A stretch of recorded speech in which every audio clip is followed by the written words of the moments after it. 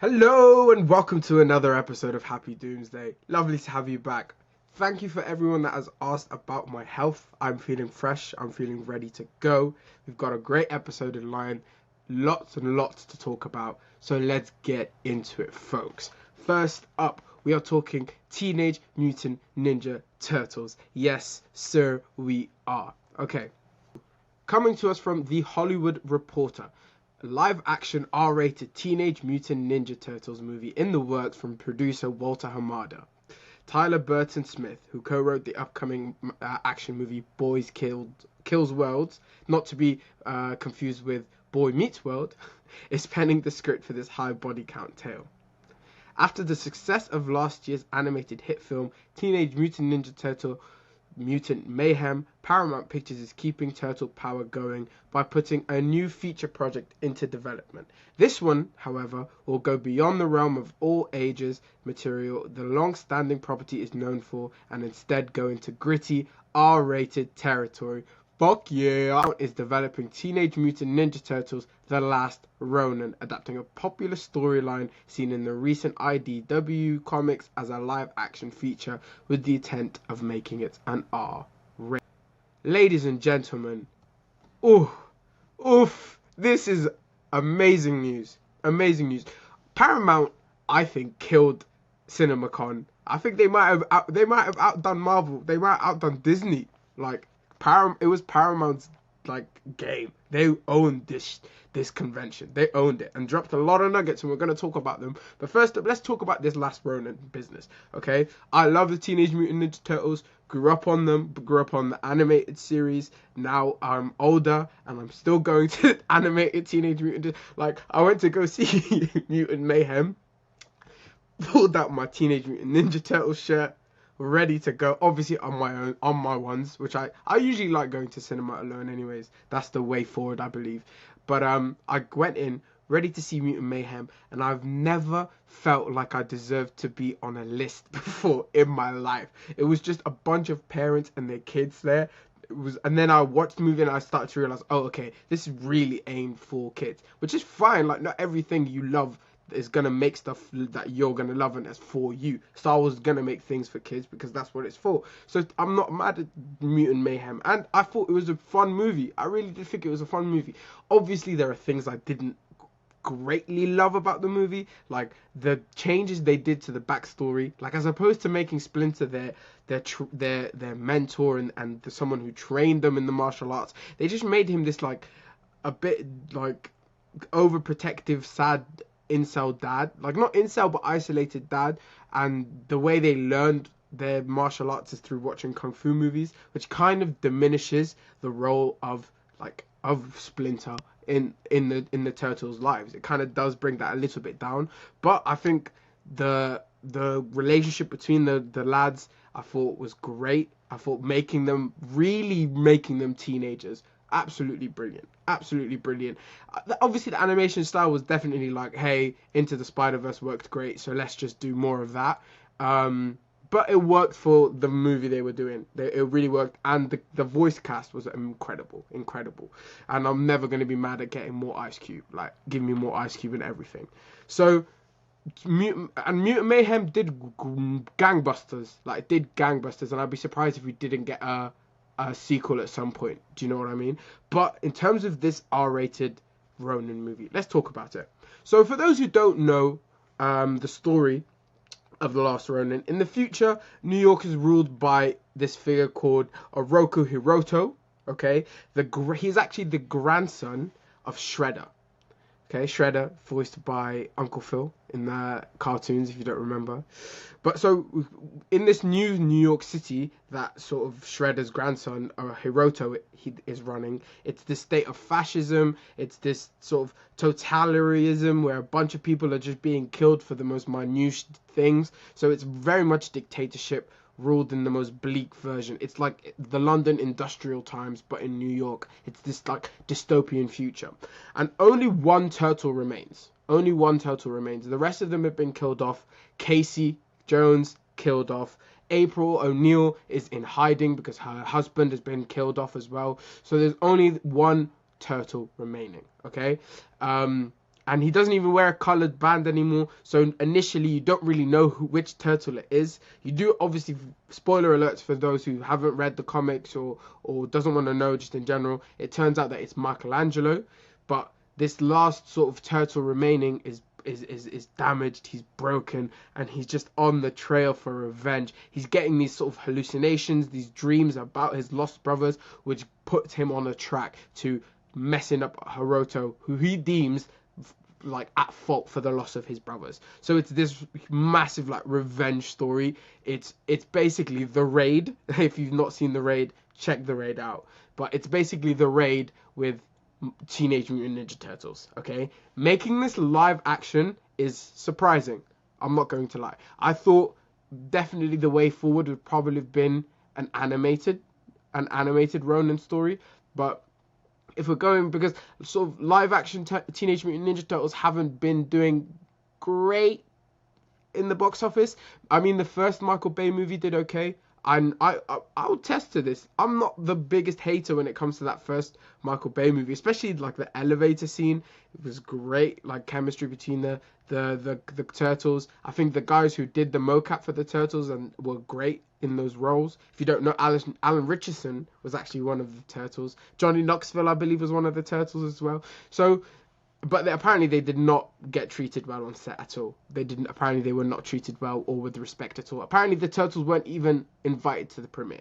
So the live action Teenage Mutant Ninja Turtle pantheon, if we might say, has not been doing great. It's not in a great state, okay? Probably not since sort of the 90s and The Secret of the Ooze.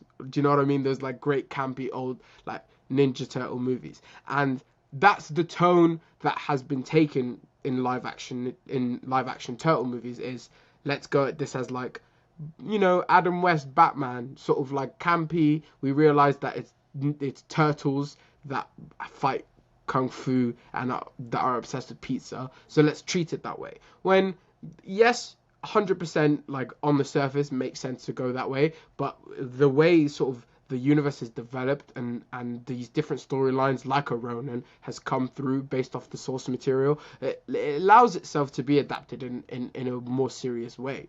But the fact that they went live action still surprises me. Like, it still surprises me.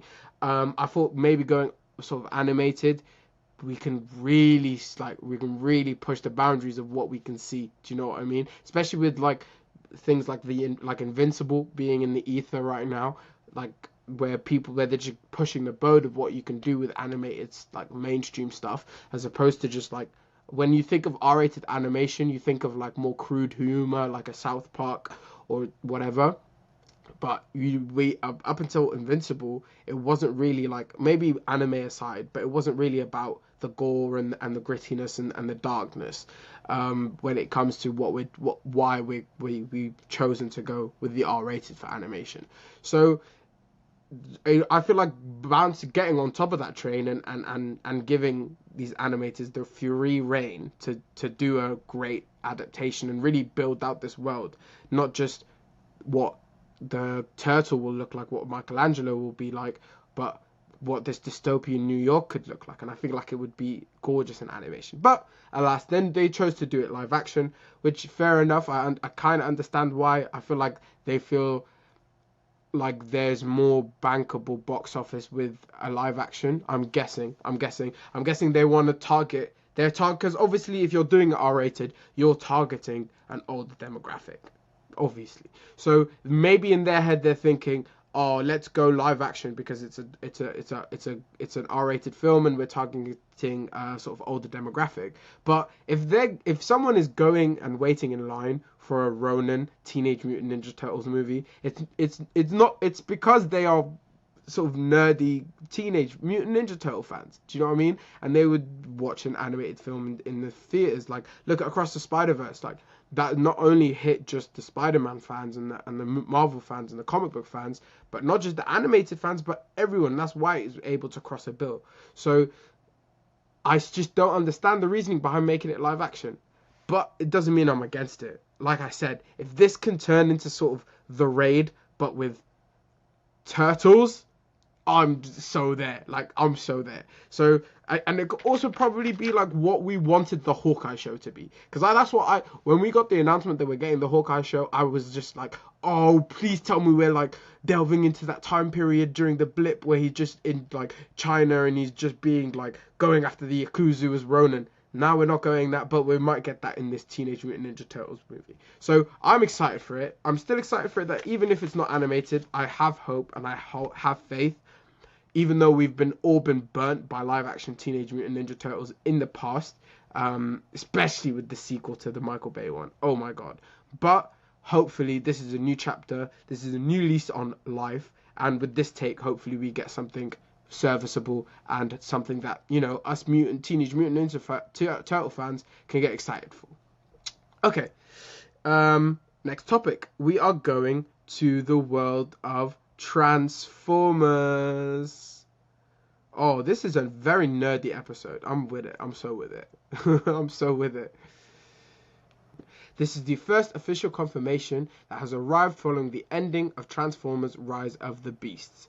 Following a tease during the end of Transformers Rise of the Beasts, Paramount has officially confirmed at CinemaCon 2024 that a Transformers and G.I. Joe crossover movie will be released in theaters in 2015 or 2026. We didn't learn anything else about the movie. It was confirmed an executive producer on the project, as well as Lorenzo de Bonaventura, Mark Vadrian, Michael Bay, Tom DeSanto, and Don Murphy. For those unaware, the ending of Transformers Rise of the Beasts saw Noah being interviewed for a security job by a mysterious agent played by Michael Kelly, who hands him a business card with the G.I. Joe logo on it.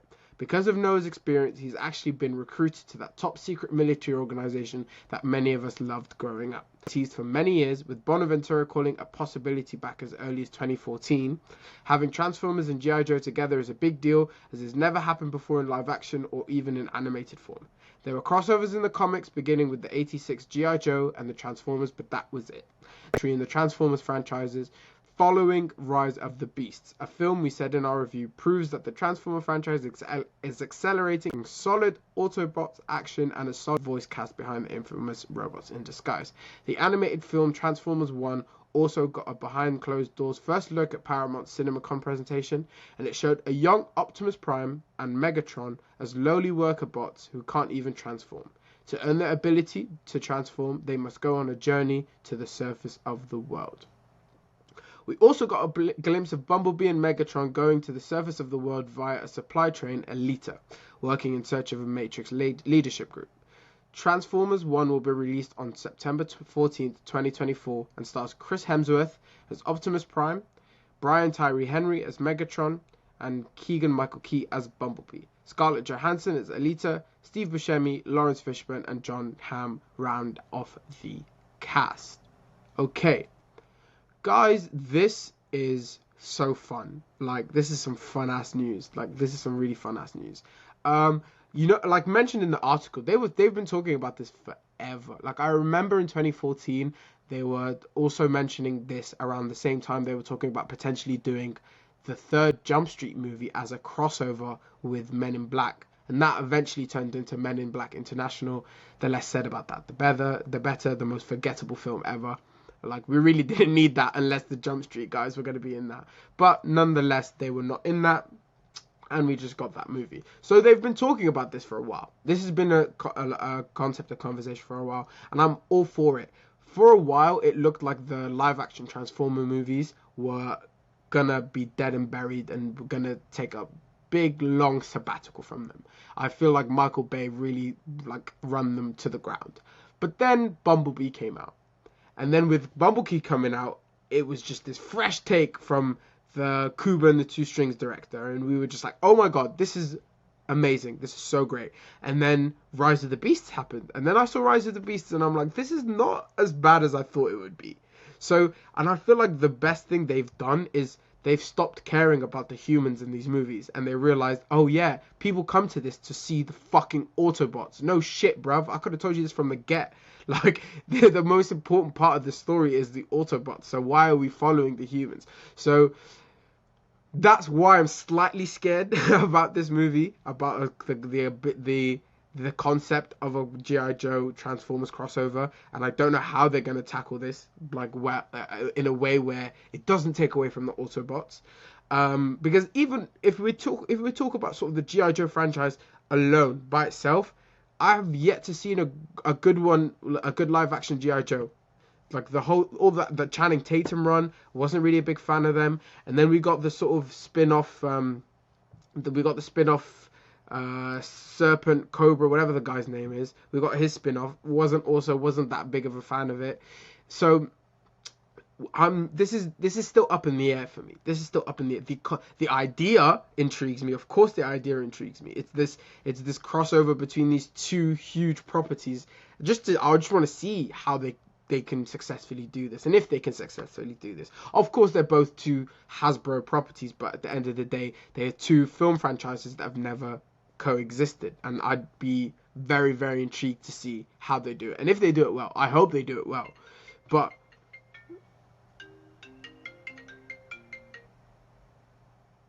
hello, mama. Okay.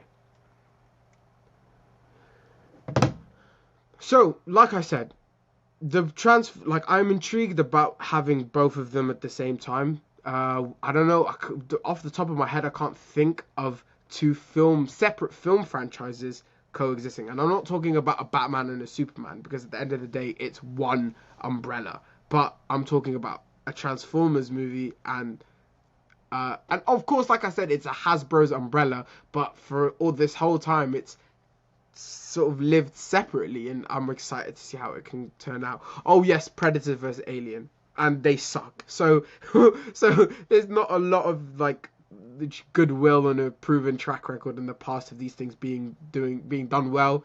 And also my other point is that whenever we focus on humans in the Transformers movies, it doesn't end well. So the fact that we're bringing in a whole bunch with the G.I. Joes, I just don't know how it can go. I don't know how it'll go. I'm not optimistic. Let's say that. I'm not optimistic. Okay, next announcement from Paramount was something I really want to talk about, just because, like, it sounds so great. For a couple of reasons. Okay, this is coming to us from Deadline. Glenn Powell to star in Edgar Wright's The Running Man, a reimagining at Paramount. These rising stars just added another big role to his future dance card. Glenn Powell is set to star in Paramount's The Running Man reboot for Paramount Pictures. Edgar Wright will direct and produce with his producing partner Naira Park and Simon Kinberg, based on the novel of the same name by Stephen King that the author first published under the pseudonym Richard Bachman. Running Man was made famous by the 1987 movie starring Arnold Schwarzenegger. King's futuristic comic is a chase thriller set in dystopian America in the year 2025. The story centers on Ben Richards, a desperate man who participates in a violent reality show called The Running Man in order to win enough money to revive his gravely ill daughter. Shows Richards being chased by numerous hunters sent to kill him. George Linder to executive produce. Powell most recently starred alongside Sydney Sweeney in Sony's romantic comedy and international box office hit Anyone But You, which grossed over $200 million worldwide. He will next be seen in the upcoming action comedy Hitman, with Oscar-nominated director Richard Linklater, in which he also co-wrote and co-produced the film, which is already garnering acclaim, will premiere in theaters May 24th and will be released on Netflix on June the 7th. Powell also seen in Universal's film Twisters, directed by Lee Isaac Chung, a new chapter to the 96 box office hit Twister, the new pick which also stars Daisy as in July 2024. Okay, a couple of things I just wanted to talk about with this one.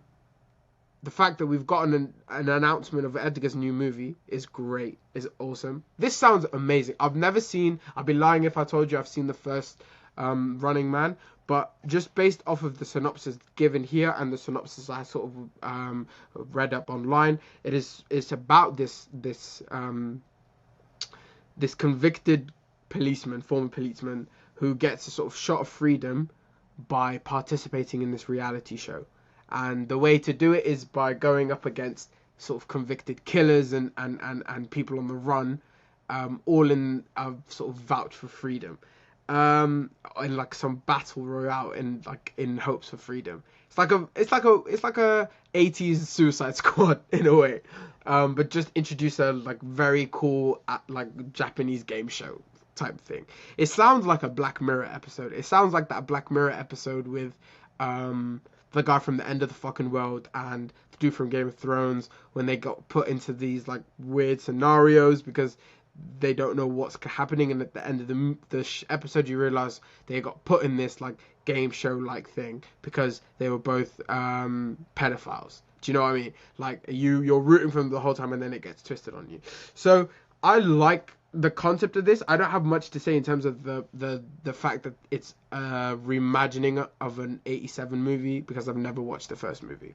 But the fact that we're getting confirmation of Edgar's new movie just makes put my heart at rest because this man does not miss. He does not miss. The Cornetto trilogy is like a staple in UK film. Like it's staple in film in general. Every young filmmaker, every student at film school, like when they're trying to sort of describe references into what they want in their little short films, they're like, oh, I want this from Edgar Wright, and I want this to be like Edgar Wright, and I want that to be like Edgar Wright, because the dude is just so influential. Like he's so influential, and you can see his like footprint in everything he does, whether it's as early as his like McDonald's commercial or his TV show Spaced, or like I said, the Cornetto trilogy, which is really when people sort of understood and saw the man's footprint and DNA in film. And then obviously Scott Pilgrim just took it to another level.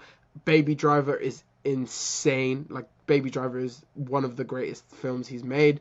And then in Last Night in Soho, I thought was a great film as well.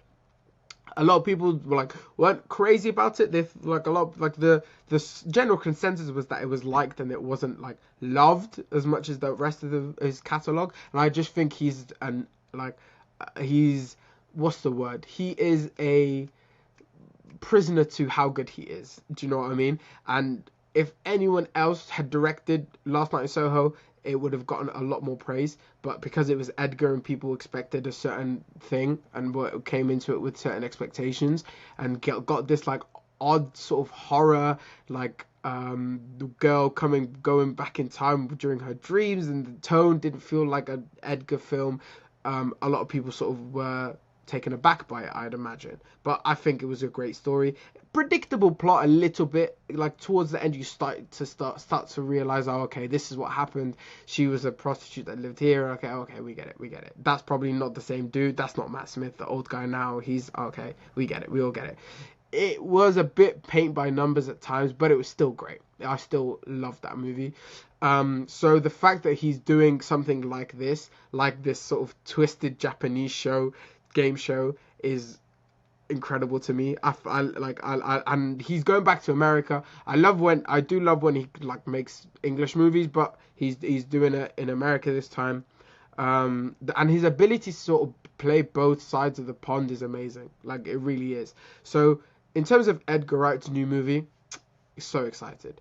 Glenn Powell. Let's talk about Glenn Powell for a second, because on the surface you're just like, he's just this pretty boy. He's here now. He's gone tomorrow. He's just gonna be sort of like the new guy for rom-coms. Do you know what I mean? Well, I think he's got a lot more in his locker than that.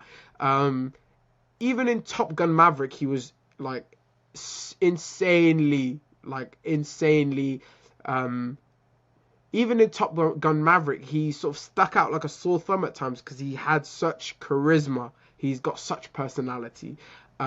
He really does shine in anything he's in. Anyone But You was a fucking smash that no one saw coming. Fucking smash. And that's literally down to him and Sydney's chemistry. Him and Sydney's star power. Which his star power is growing. It is growing. And so the fact that he's attached to this is exciting, and it's a very, very smart career move. Very good career move. Teaming up with Edgar, you're going to be in good hands, and it's probably a great experience for him as an actor to be able to be on an Edgar Wright set as well. Like anyone wants to be on an Edgar Wright set. It looks like fucking blast. But this sounds incredible, and I'm very, very, very fucking excited for this. We got confirmation of what this new Edgar Wright movie is. So what do you guys think? Do you guys think it sounds good? Do you think this has a chance of sort of being one of his best? What do you guys think of Glenn Powell being attached to star in it? And how do you think his stock is right now, especially after like Top Gun and Anyone But You? Sort of speaking of Top Gun, like the character of the Hangman wasn't even like when he auditioned for that movie, the character wasn't even in it. They wrote it in for him because they were like, okay, the character, like, if anything, they had the character in it, but it wasn't as big of a role as it ended up being. But it ended up getting a lot bigger because of how much they loved Glenn. They were like, listen, this is who we want you to play. There's not much on this page now, but we're going to give you the room to sort of do your thing. And he really did do his thing. So I'm not surprised that he's getting these really great jobs because the guy deserves it. So I'm very, very much excited about this. Yes, I would have loved, like, I'm still waiting for him to team up with Simon Pegg and Nick Frost again. Like, when is that going to happen? Who said the Cornetto trilogy only needs to be 3 movies? It doesn't just need to be a trilogy. Oh my god, those movies are amazing. Just out of curiosity, where do you guys rank those movies? Because for me, it goes Shaun of the Dead, World's End, Hot Fuzz.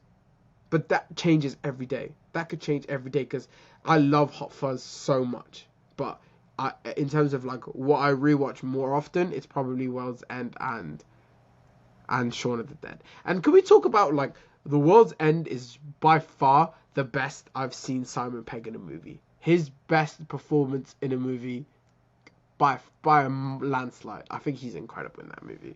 But yeah, so new Edgar Wright movie, guys. What do you guys think?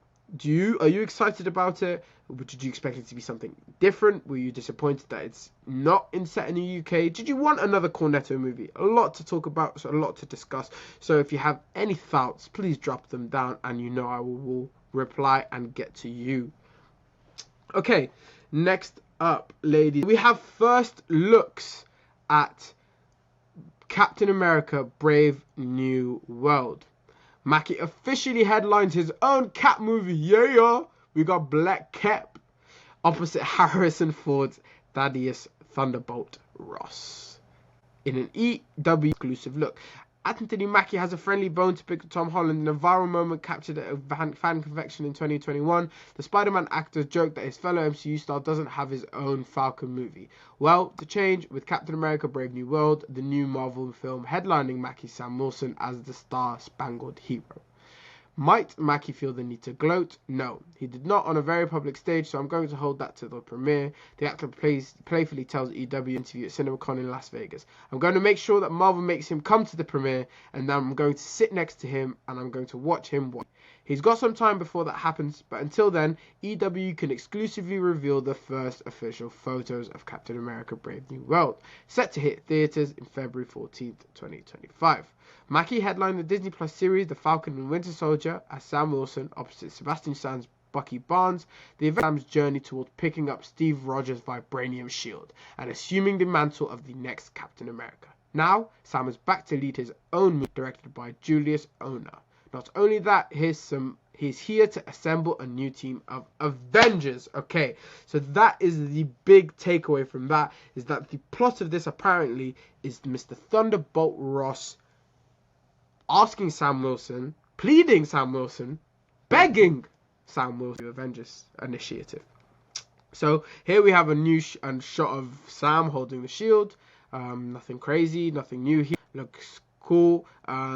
Hopefully it's what they say it wants to be, is that it's sort of this grounded, gritty action thriller, something in the tone and in the mold of a Winter Soldier, and that even sort of the reshoots that they did end up doing was to further reiterate that, to further make this even more of a sort of grounded spy espionage thriller, which is cool, and I'm excited about the sort of the take that they're going with. We didn't get it right the first time, so we got further reshoots and further reshoots. Like, reshoots have always got this sort of negative connotation when it comes to reshoots in movies. Every movie in existence worth a certain amount of budget and worth certain traction, and that they know there's going to be a certain expectation when it comes out, like, go through reshoots. all big budget movies go through reshoots. It's a normal thing. Okay, yes, this one went through a lot more than necessary, but I would rather them go through, as long as they took shooting and do that and reshoot, fair enough. If that's what it takes to make sure that you're making the best version of your movie possible, then go for it. Like, go for it. Like, why is there this negative connotation of reshoots? The movie isn't out yet. So if they have made a decision to, like, wait, we got at least another 2 months of reshoots in front of us, fine. Because at least they've realized this is the movie we were aiming to make, this is the movie we had planned to make and we wanted to make, and we're not there yet. So we're going to go back and make sure we get to that point. Or would you rather them realize, oh, we kind of pooped the bed on this one, so but let's just cut it together a little bit. We'll do a week or two of reshoots just to get some slight coverage we missed, and that's it. And we'll just throw it out there because it's not that important. Or would you rather them go, you know what, we got the chance. This is Sam Wilson's proper introduction as Captain America. Yes, towards the end of Falcon and Winter Soldier, he becomes Cap fully fledged, but this is his proper introduction with his first solo outing. So let's make sure he comes in with a bang. Okay? The fact that they're using this as well as a launch pad to the Avengers just like eases my mind a little bit, because the Avengers 5, let's be honest guys, it's around the corner, and we don't even know what the lineup is going to be. We have no clue. There are characters that are meant to be part of the Avengers, integral part of the Avengers, that we haven't seen since their solo films. Shang-Chi. So like, I'm glad that they're sort of addressing this, and that this is also a perfect place to introduce that. Marvel Studios, back to the article. Marvel Studios president Kevin Feige hit the stage at the Coliseum in Caesar's Palace during CinemaCon on Thursday, where he welcomed Mackie himself and screened the first footage from the movie for the room. In it, Harrison Ford makes his Marvel debut as Thunderbolt Ross, a role originated by the late William Hurt, starting in 2008's The Incredible Hulk and continuing all the way through to 2019's Avengers Endgame, where the character served as Secretary of State. Ross is now the newly elected President of the United States, though he's not butting heads so much with the new Cap. Revealed in the CinemaCon sneak peek, Ross welcomes Sam to the White House, thanking him for his past heroic actions. Though he admits he isn't too fond of superheroes, he says he can even recognize Sam's goodwill and tasks the military veteran with reforming Earth's mightiest heroes. But, as they soon realize, there is a leak in Ross's inner circle. A strange sound, an old-timey song, interrupts Ross's presentation at a White House event, triggering sleeper super soldiers in the room to attack the president, including Carl Lumley's Isaiah Bradley, returning from the Falcon and Winter Soldier. It made more sense for it to be more of a grounded espionage action movie, as opposed to aliens and airplanes coming through portals and shit, Mackie tells EW. Even though I've been in so many of them and have seen it all now, the opportunity to really establish himself as a true action star and Avenger comes. The world, Mackie adds, feels 10 times bigger than the Falcon and Winter Soldier. One of the biggest conversations we had from the beginning was for this not to be Falcon and Winter Soldier Part 2. For this to be its own movie with its own story with its own characters, he continues. Though, Mackie admits it's still somewhat of a two-hander.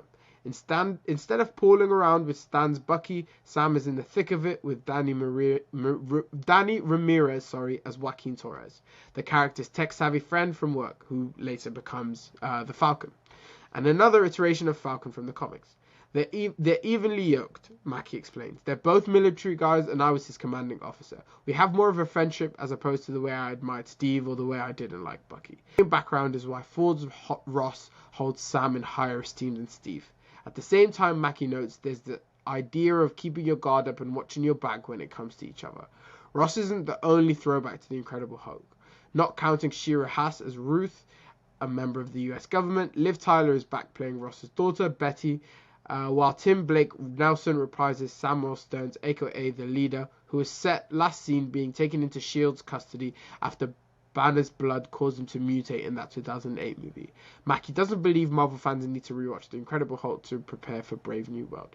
It really reestablishes the idea of what this universe is and what this universe is going to be, Mackie says. I think with these movies, you're going to get a clear new branding of what Marvel is, heading towards the same way they did with Captain America Winter Soldier. The title says it all. Brave New World. A seeming reference to the classic Aldous Huxley novel. The title implies that there is new, bigger enemy now. There's a new frontier that we have to conquer. From Avengers to Endgame, the enemy was always good versus bad. Now that we've conquered that, where do we go from here? When the bad guys reappear, in what form are they reappearing? Is it a new storyline with new characters, with new beliefs, and it creates a new idea of this new world that we're going into? And it'll be sure Holland. I love that sort of little rivalry that's going on there. That's very adorable. But excuse me. But yes, nothing that we haven't really known firsthand. A lot of people are thinking that at some point Harrison Ford's going to be turning into the Abomination in this movie. We shall see. We shall see. Or if it's Red Hulk, we shall see. But this movie's... I'm not worried about it. I'm just, like, cautiously optimistic. Like, I'm going into it with, like, I'm hoping Sam can do a job where it's, like, he can lead his own film and he can headline his own film, because I really think he can, especially after sort of the Falcon and the Winter Soldier. Like, it was his show. I know it is, and the Winter Soldier, but it was a Falcon show, and I love that show. I really like that show. It was one of my favorites of the Marvel shows. I would still put Loki and Moon Knight ahead of it, but I really enjoyed Falcon and Winter Soldier. I also enjoyed the new Cap they introduced, Kurt Russell's baby boy. Like, I also loved the Elaine, like the introduction to Elaine. So there's a lot to get through. There's a lot to introduce in this movie. There's a lot of new concepts they're introducing, and the fact that it's really integral to the new sort of phase of Marvel and where it goes from here. Like, the way this article is sort of pointing it out, it's like it's going to be a time before this movie and a time afterwards. That's what I'm gathering from this movie. Now, I thought that's what Deadpool 3 is going to be, but I think this is also another version of that. I hope we get slight clarity in terms of, like, where are we going now that we have this. Okay, so now I know Sam Wilson is recruiting Avengers. This is who we're going to get. This is who we're going to get. This is why we're recruiting Avengers. This is where we're going in terms of Marvel, and without this, like, Kangless world, and who's going to be the big bad. And it's just a lot of things that are up in the air right now with the MCU. I think Deadpool 3 is going to, answer part of those questions, and I hope that this movie answers another part of those questions. Okay, that is it for today, guys. Just another short one, but hey, we'll keep them short and sweet. I really appreciate anyone that watches these. I keep saying it on every single one, but it still baffles me that even 3 people watch it, let alone 50. Do you know what I mean? So it's really cool. It's really cool. I love doing the long form episodes. I really do enjoy it. No, of course I like doing shorts as well, but sort of the long form is where I see myself really sort of putting the stake in my claim into the YouTube game, and where I see myself long term. So if you do enjoy them as well, please make sure to leave a like on these long form videos, and all the short forms and the shorts. Just leave likes, man. I appreciate them. Subscribe if you're new, and if you haven't seen me before yapping about movies. I do it every week here on Happy Doomsday.